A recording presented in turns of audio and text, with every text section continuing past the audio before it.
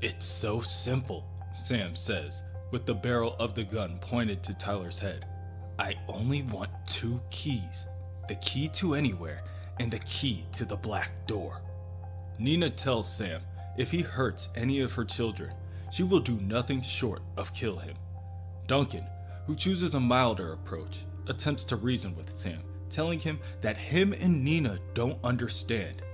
No, Sam responds. People your age can't understand. Really? Let me put it this way. I'm looking for 2 very old keys. One has the Omega symbol on it. The other, a series of rings connected to rings. Do you know what I'm talking about now? Nina, from the other side of the door, attempts to speak with Sam. Yes, all right, I saw them. I came across them when we first unpacked. How do I know? If I tell you where they are, you won't just take them and kill my children anyway. Sam scoffs. There's a police officer down the road, parked at your gate. If he hears a gun go off, he'll come running. I'd prefer not to go back to jail, but I will if I have to. Now, if you give me the keys, I'll just go as I came and no one has to die. Duncan, becoming more nervous with the precarious situation, asks his sister-in-law what she is doing, but she only responds with a hushed palm. Besides, Sam continues, I honestly don't see what other options you have. The keys you want are in my bedroom. I threw them in a dresser drawer. Ty can show you. You can show him, Ty. Yes? You can get what he needs? Ty lifts his head and confirms his mother's request from the other side of the door before Sam leads him away. Duncan, still worried, asks Nina if she really knew what Sam was talking about. No, she responds. No? Then why did you send him up there? Because that's where the gun is. Elsewhere, within Keyhouse, Bodhi turns the black key to open the black door. Please work, he thinks as he passes through the doorway and his physical body collapses to the floor. When you're a ghost, all you have to do to go to someone or some place is to think about them really hard. You don't need to know where they are, you just go. So think about the anywhere key. Think. Bodhi struggles to weed through his thoughts, which are already cloudy, and think. He rubs the side of his temples. Think. Finally, it works. Bodhi appears near the bloody body of his sister.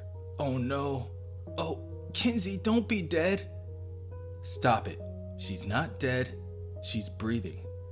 She's not dead, and this isn't where I need to go. I want to go to the anywhere key. Please. Within a flash of light, Bodhi disappears and reappears exactly where he was. No, this isn't right. Why do I keep going to Kinsey? This was supposed to work. This was supposed to take me right to it. This time, when Bodhi looks at his sister, his eyes are drawn to the bracelet on her wrist. Its golden glimmer in a series of rings connected to rings. It takes no time at all for Bodhi to realize what he must do. He goes back through the black door and wakes up from his temporary slumber. As he scrambles to his feet, he kicks the door closed and begins to scuffle away to the basement. As Bodhi leaves the room, the black key in the door slowly turns its way to the right, clicking as it tilts the tumblers within the keyhole until it locks in place. As Bodhi opens the door on the opposite side of the room, he sees his brother Tyler being led up the staircase at gunpoint by Sam Lesser. I'm lost, Tyler says. I wouldn't be surprised. This place is huge, Sam says, looking around at some of the antique furniture and the rest of his surroundings. No, I mean, I don't understand. You want a pair of keys that you think we have them? Why? Sam presses the barrel of the gun into Tyler's back before telling him, I tell you, but you just think I'm crazy. That was a joke, Ty. You might think I'm crazy. Get it? I don't expect you to laugh. As Tyler reaches the top of the staircase, he asks, "Is that what this is all about? You killed my dad because you thought he had something you wanted?" "No, Tyler. I came to see him to get the keys. But I killed him because you asked me to." I told him that too, right before I shot him, that you asked me to kill him.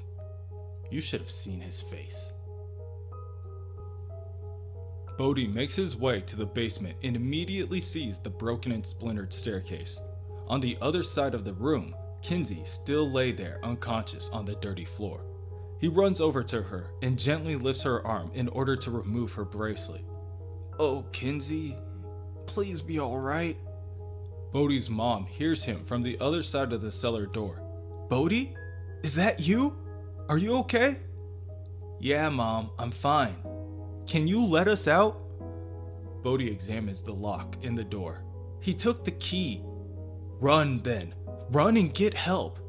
Bodhi backs up from the door and rushes up the stone steps back into the house. "I will. I'm going to get help right now." Upstairs, Sam and Tyler make it to Mrs. Locke's room, and Sam tries to keep his attention on Tyler, but there are so many fancy items that catch his eye. Nice room. Nice house. I wonder what you did to deserve such a nice house. Not a damn thing, Tyler admits. That's right. Don't move. Sam makes his way to Mrs. Locke's dresser and begins to rifle through her underwear drawer. My friend Al said your mother used to flash her panties at him when she dropped her car off at the car wash where he worked. I wonder if he made that up. This is pretty boring underwear. Not like the stuff Al described. Uh-oh. While Sam was preoccupied, Tyler attempted to sneak into his mother's nightstand in order to grab the gun stored inside.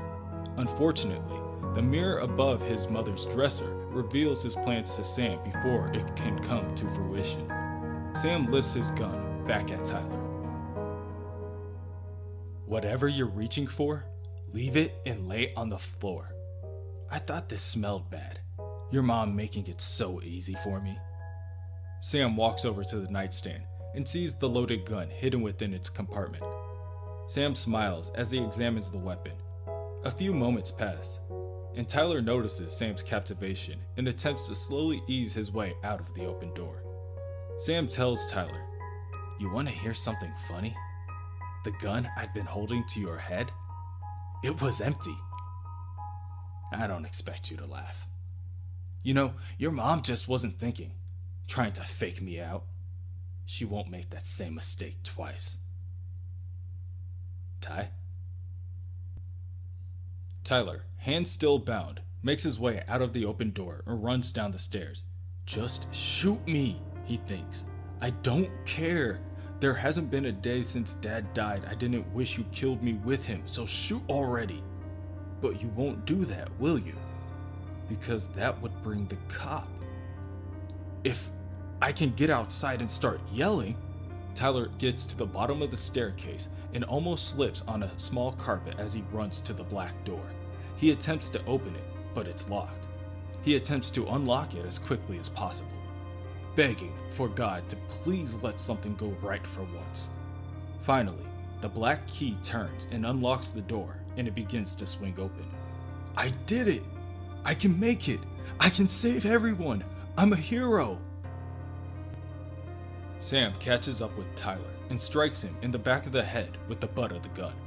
Tyler falls on his back just inches away from the open doorway. Sam quickly tucks the gun behind him and reaches for Tyler's neck, choking him to the floor, revealing Sam's vicious, jet black, self-made tattoo on his left arm. No, you don't. No, you don't. No, you don't.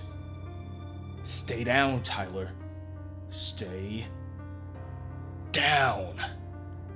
Tyler becomes weak. His eyes turn listless and dull, and he loses all fight in him. How about that? Sam says.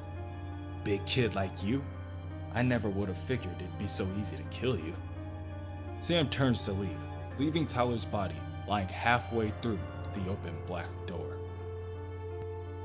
Outside the house, Bodhi crosses the creek and makes his way down the steps to the window of the well house. When he arrives, he holds out the item. "I found it! The Anywhere key! My sister was wearing it. It was part of her favorite bracelet." "A bracelet?" Dodge asks, as she reaches out to grab the piece of jewelry.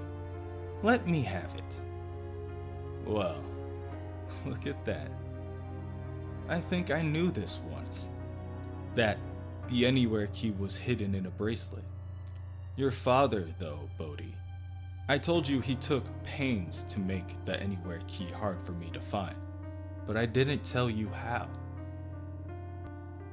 Your father used a key on me, unlocked my thoughts, and took my memories, all to keep his secrets, all because he was afraid. That was how the trouble began, when he started hiding things from me." Bodhi, with confusion painted on his face, tells Dodge that he doesn't understand, so she continues. "No, you can't understand, because you're reading the last chapter of something without reading the first chapters. You're a little guy, Bodhi. Kids always think they're coming into a story at the beginning, when usually they're coming at the end." Dodge examines the bracelet and the many engraved rings, at the key carefully hidden within. She then squeezes the bracelet until the key protrudes. With the key now being easily accessible, Dodge continues to pull it out. "Thank you for this," she tells Bodhi as she discards the now useless bracelet down the well. Dodge then walks over and enters the key into the tool closet lock and opens it. She enters the doorway and closes the door behind her. Seeing this, Bodhi squeezes between the bars guarding the window and runs to the closet door. When he opens it, he finds nothing but discarded garden tools. Dodge arrives in the bedroom of Kinsey Locke and examines the area. She then reaches into the brown pouch fastened around her neck and pulls from it another key. This one with the engraving of a man and woman split down the middle by the two symbols of the sexes. Around the faces of the man and woman, the medical Ouroboros, as well as a number of smaller engravings, including an Uzumaki spiral and an artifact of northeastern African origin. Dodge looks into Kinsey's closet and pushes her close to the side to reveal a small door with a woman in the fetal position engraved on the doorknob. She enters the key into the lock of the small door and enters. Suddenly, from within the closet in Tyler's room, a rustling and stirring is made before Dodge emerges.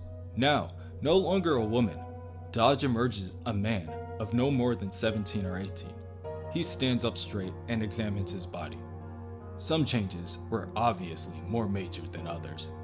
Namely, his hair still retained its length, and his dress now didn't fit. "I've got to find something else to wear," he says, almost amused at what the night is taking him. He reaches into Tyler's closet and snags a red sweater. Something that goes with balls. At the black door, Tyler, in a spectral form, hovers over his dead body. "I'm dead," he thinks. "He killed me. Oh my God, oh no, don't do this to my mom. Not after Dad. Please don't do this to my..." Mom? Tyler is instantly teleported to the wine cellar where his mom and Duncan wait. "It went bad," she tells Duncan. "We don't know that," Duncan counters, afraid to assume the worst. "They've been gone for too long," she reasons. "Oh Jesus, Duncan, what did I do?" She is interrupted by 3 knocks coming from the other side of the door. "How you doing in there?" Sam asks. Duncan, still trying the gentler approach, tells Sam, "We're okay, Sam. Just enjoying the wine cellar. How about you?" "I'm fine," Sam tells them. "Ty's not so good, though. I kind of had to choke him to death when the key wasn't where you said it was. Sorry." "No!" Nina yells. "No! I don't believe you! I don't Duncan, seeing his sister-in-law, doubles down on his efforts to escape from captivation. Sam, I think you're too smart to have done anything to Tyler. To that, Sam simply says, I can't open the door to show you, but I have Tyler right here. Don't worry, I have to wake up Kinsey now, and she'll tell you that he's really dead. Then we can do this again with her. Maybe this time, you'll give me what I want. No. Tyler thinks as he watches the interaction between his attacker and his family. Make this stop. I don't want to be dead anymore. Tyler suddenly appears back at the black door, and he instantly remembers a conversation he had with Bodhi a little while ago. He just thought Bodhi was playing around. If he can remember correctly, Bodhi said, and when you're a ghost, you can fly through walls and go places just by thinking. And then when you don't want to be dead anymore, you just go back through the magic door and wake up inside your body. So, that's what Tyler does. Within the basement, Sam shakes Kinsey awake. Wake up, Kinsey. Wake up, and then we can talk about what happens next. Kinsey, whose mouth is still partially swollen shut, attempts to scream out for help. I've always been good at that, knowing exactly what's going to happen next. I'm practically psychic. After going through the black door, Tyler's spirit travels back into his body. His skin becomes flushed with color and his eyes become lively once again as he slowly eases back into existence. Noticing that Sam is distracted, Tyler barrels forward, shoulder first, in order to tackle him to the ground. He's able to catch Sam by surprise, and this results in Sam dropping the gun out of his hand. Tyler, whose hands are still fastened by the duct tape that Sam forced him to apply before exploring the house, stands over Sam and prepares to hammer down on him with the strength of both fists. Your future's looking a lot like your past, Sam. You and me, hanging out in the basement, me kicking your ass again. Sam attempts to crawl away until he is in reach of a shovel. He grabs the shovel and turns in a clockwise direction to gain enough momentum to strike Tyler in the back of his kneecap. The pain forces Tyler down to one knee. Sam stands to his feet and lifts the shovel above his head before preparing to strike down on the back of Tyler's. You are dead.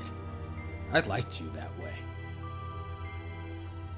Sam is interrupted at the last moment by a bullet being shot through his throat and blood bursts through the newly formed hole. Out of instinct, Sam covers the hole in his neck and hopes to stall the ongoing blood loss. He races to the stairway to try to distance himself and the mystery shooter, and another round fires off, nearly missing his head and hitting a stone pillar before ricocheting off into the distance. The gun fires again. This time, the bullet punctures Sam's left thigh, only inches above his knee. The gun fires again. Kinsey! Kinsey! He's gone. You got him. You saved my ass, Tyler says with a hug, attempting to stop, calm, and thank his sister all in one attempt. Yeah, Kinsey says weakly.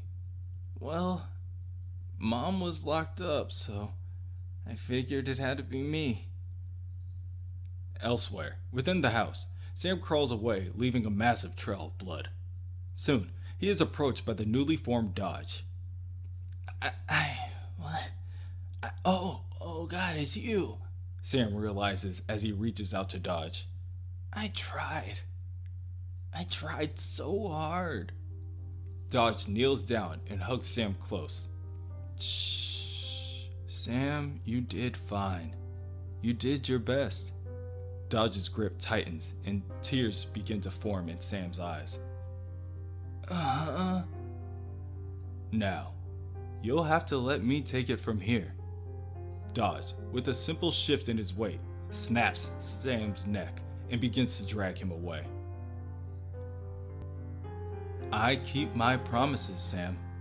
I promised you a new home, a new beginning, and now you're going to get it.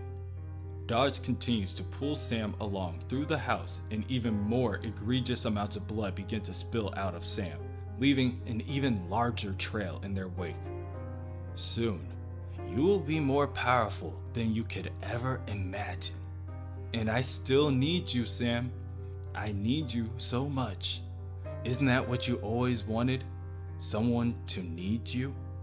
Dodge stops at the black door and lifts up Sam's body and tosses the boy outside. I'm doing this because I love you. I'm the only one who's ever loved you, Sam.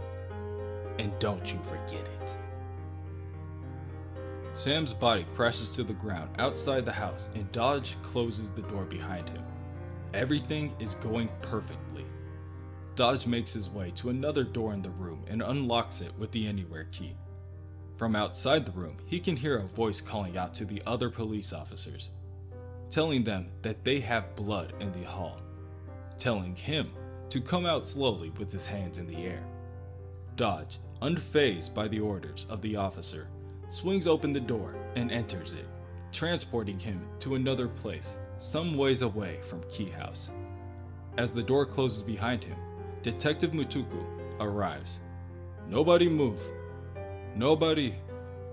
Huh? Elsewhere, it is nearly midnight when the track coach gets woken up by the repeated ringing of her doorbell. Oh, come on, she says, assuming it's another goddamn prank. If it's one of her kids, they better be goddamn ready to run their asses off tomorrow. Coming, she yells as she puts on her nightgown and slippers. Hey, you clowns, if this is a joke and my boy gets woke up, the punchline is going to be one pissed off coach making a pack of snot-nosed kids run suicides all day. The coach opens up the door, and what she sees shakes her so much that she cannot even muster up a vowel.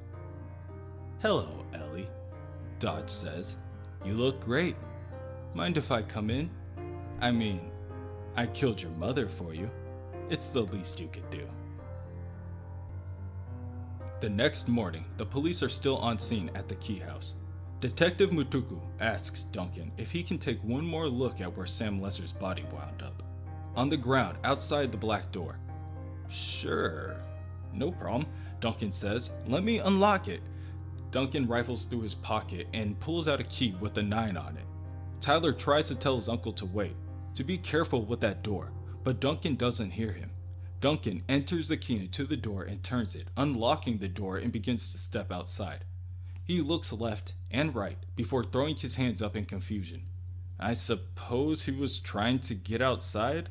Maybe drag his way back to the boat? Detective Mutuku scratches his chin at this notion. Something doesn't add up.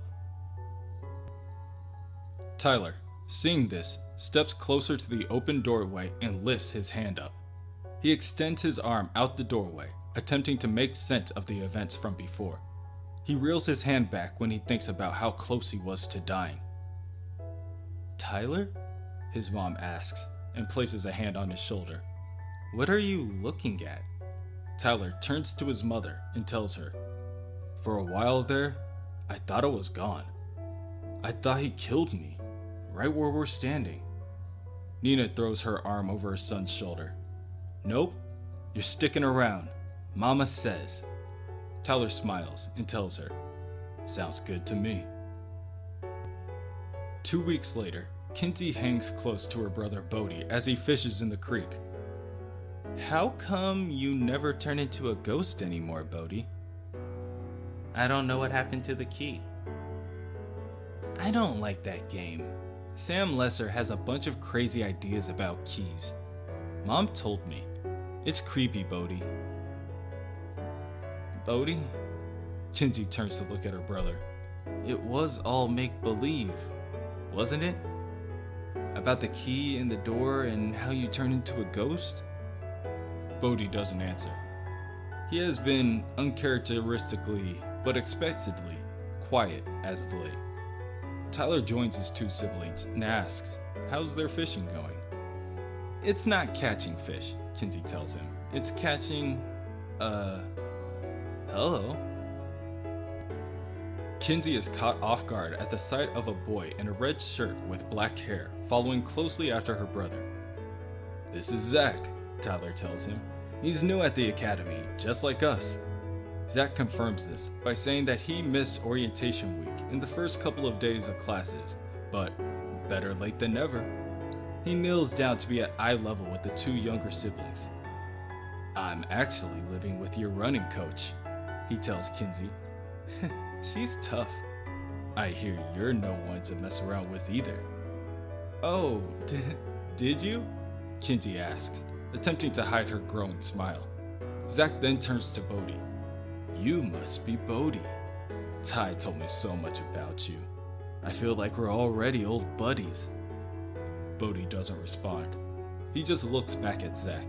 A feeling of unease creeps over him. Hey, Bodhi, Tyler says as he nudges his brother forward. You want to say hello to Zach? Hello, Bodhi says weakly. Kinsey interrupts their lack of conversation to welcome Zach to Lovecraft, to which he responds, You guys just moved here too. So, right back at you. We're going down to the beach. You want to come? Kinsey says yes and joins the two as they make their way back up to the hill. Tyler calls out to Bodhi to catch up with them, and Bodhi tells them 1 second. He just got something. Bodhi reels in the Ultimate Treasure Finder 2000 to find a small bronze key with the number 8 on it. Its base, the shape of a skull with engravings indicating different centers of the brain. How weird, Bodhi thinks. Another one,